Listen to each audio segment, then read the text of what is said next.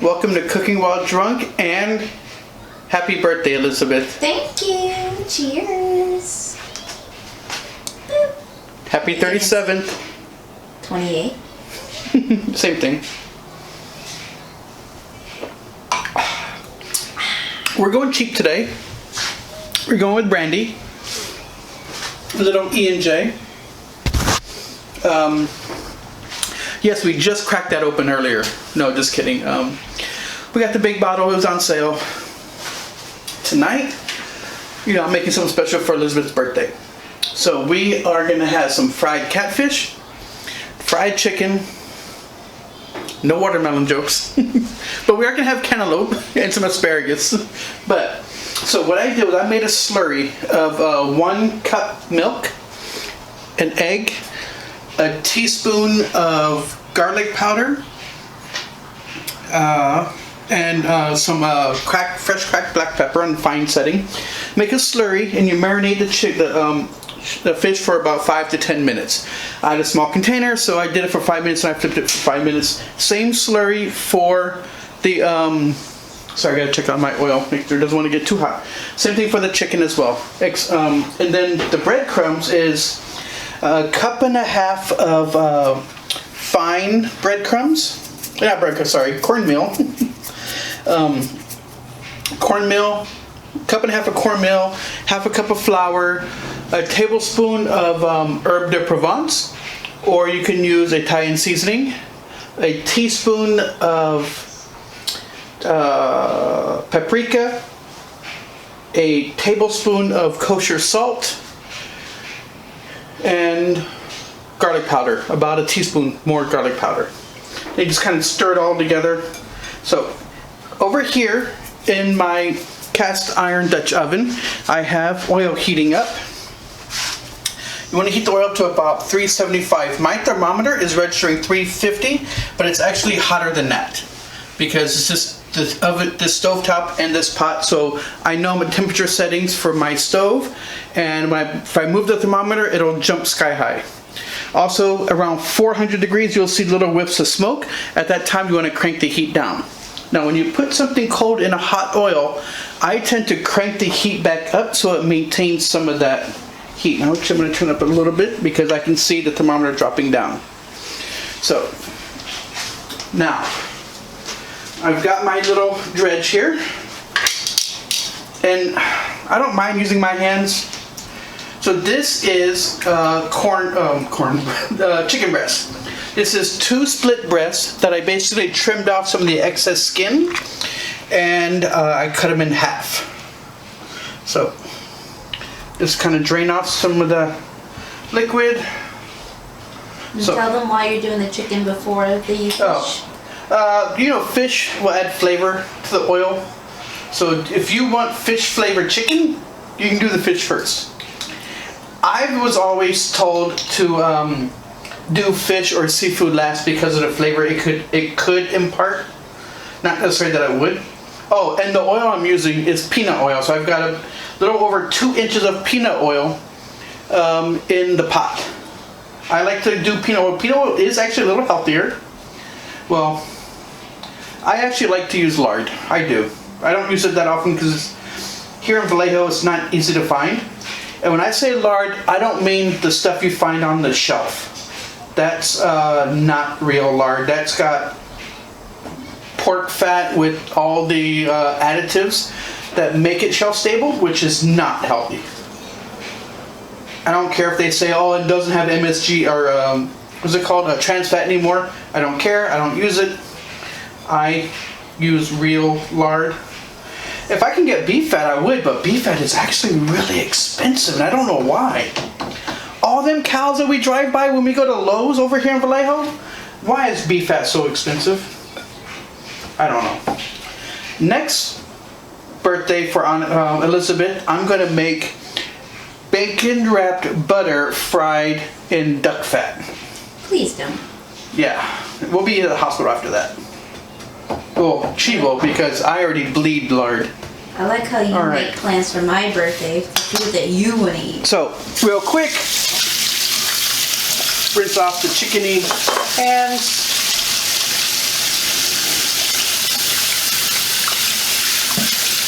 Yes, that was not 20 seconds, but you know what? I'm drinking, and I actually lost my towel. Behind you. Oh. And actually, I will wash everything tonight thoroughly, so I'm okay with that. All right, so in goes the chicken. Yeah, this one. I was like, which one am I using? I actually have 2 sets of tongs. One to touch the raw meat and one to take the meat out of the oil. Over there. So, is the oil hot enough? Put one corner in. There we go. So, gently in. Now remember, when you lay stuff in hot oil, even in a skillet, lay it front and you lay it towards the back so you don't get any splash up.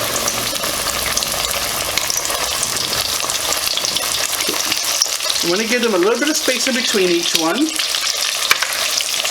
These are going to take from 3 to 6 minutes because they're actually kind of big.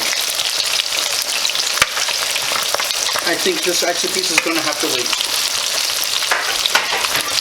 So, the temperature is going to start dropping, so I'm actually going to turn up the heat just a tad. And this will take about, like I said, 3 to 6 minutes. So we'll be right back, and hopefully we'll be drunk.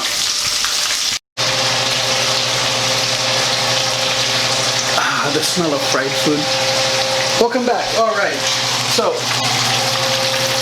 chicken needs to be at about 165 degrees.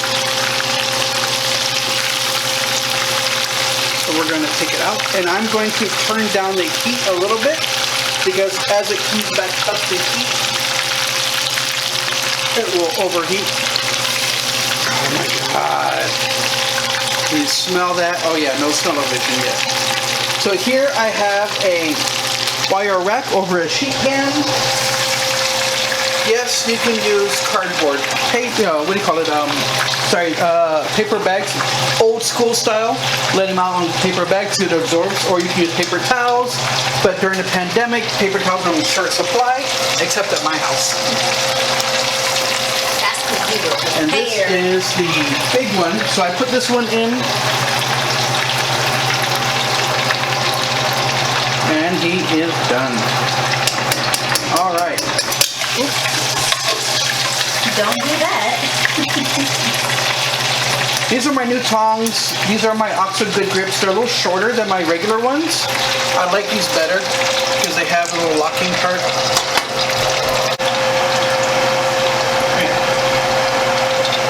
So now that it's done, while the oil comes back into the heat, hit it with a little salt.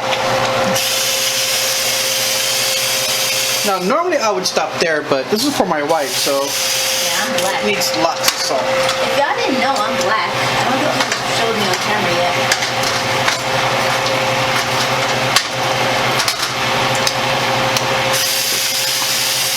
This is where having an automated grinder with flavored salt. This is our truffle salt.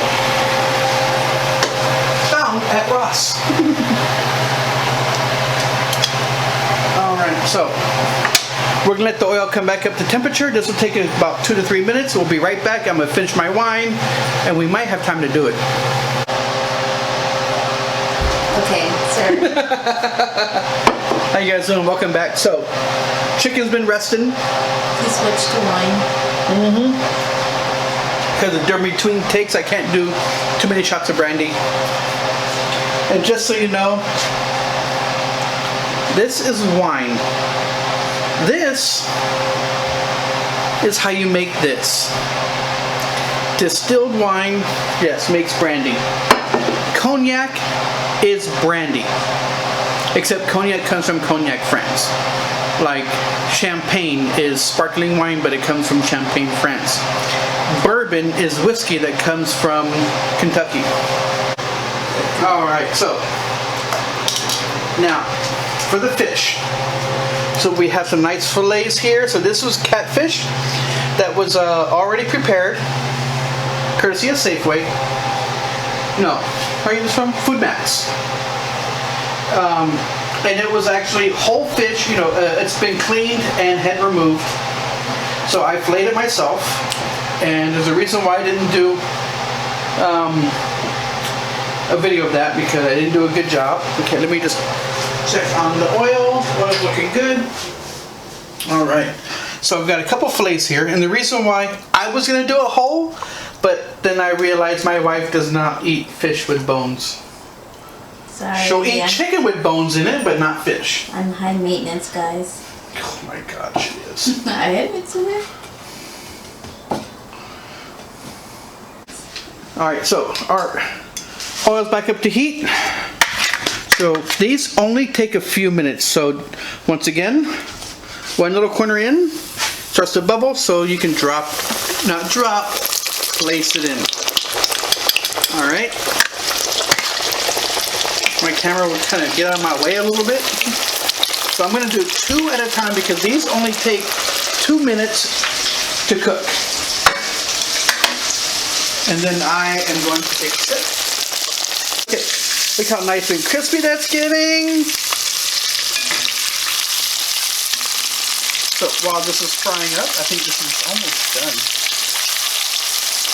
So we did make a test batch before we did the camera, and it was delicious. So it was crispy on the outside, moist and flaky on the inside, but it still needed a little bit of extra salt. So instead of adjusting the salt in my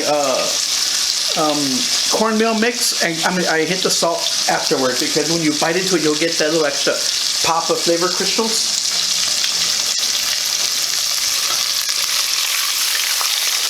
Now, if I use MSG, I would only do that if Uncle Roger reviews my video. Uncle Roger is hilarious. Do a search for Uncle Roger on YouTube. We love him. Uncle Roger, my favorite uncle. I mean, he's just funny, and he makes fun of people on their videos, but he compliments them as well. Yes, you guys definitely should support him and check him out, because he was recently a victim of hate crime, and you know, we don't support that, we don't need that, so definitely go check out his videos and support him, send him love. Uncle Roger, cooking while drunk, loves your videos. I will promote you every chance I get. Only because, you know, growing up in San Francisco, I know a lot of Asian families who have uncles that act like Uncle Roger. Seriously. Fish is done. Chicken is done. My fish bones are done. Smells delicious. Oil is off. So, after you take hot stuff out of the fryer, you know, you always salt it or season it. So now we're going to do some asparagus.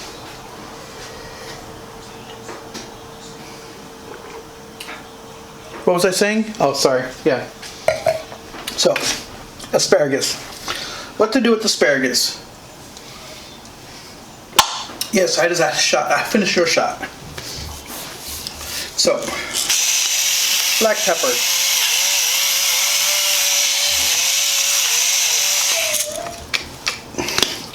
And we'll hit it with a little bit of salt. And olive oil. I'm not going to say EVOO, but that's how Rachel Ray says it, but this is a little bit of olive oil. Just give this a little bit of a toss, like that. And I'm going to put it right into the broiler. So you want to try and keep it down to one layer. Otherwise, the bottom ones will cook and get soggy, and the top ones will get nice and crisp. So, into the broiler they go. And you want the pan to be 6 to 8 inches from the burner. But because my oven bottom doesn't have the attachments that I need, it's going to be further away. So I crank my broiler up to high, and it will work just fine.